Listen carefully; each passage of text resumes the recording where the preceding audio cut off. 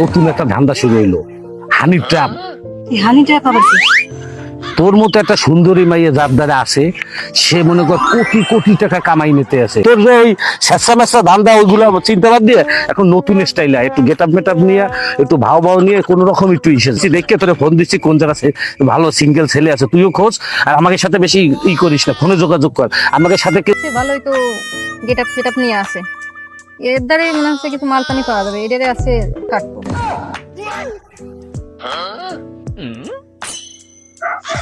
Hello, কে আপনি?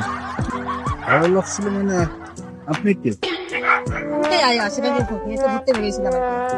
ভালো লাগলে কি একজনের নাকি? আমি কি আপনারা চিনি? কথা বলে পরিচয় দিলে চিনাচিনি হয়ে না, আমি তো আপনারা চিনি না। আমি আপনার সাথে কেন এখানে ঘুরতে আসছি? আমার বাড়ি হচ্ছে মোংলা। আমি এখান থেকে এখানে একটু ঘুরতে আসছি, এই জন্য একটু সভ্যতা আছে, কিন্তু আপনাকে তো আমি চিনি না। না কথা ভালো লাগলে তো ভালো লাগাম যাবে না। আপনাকে তো আমি চিনি না, আপনিও তো আমার চেনেন না।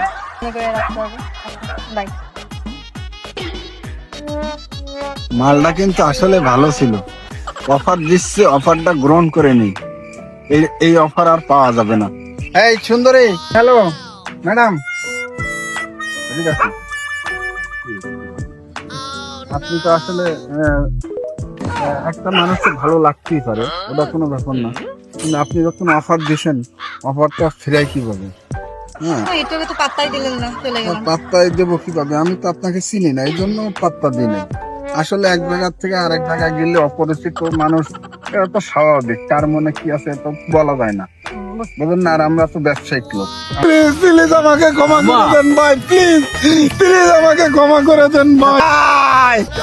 কেউ হানি ট্রাপে পড়েন না ভাই।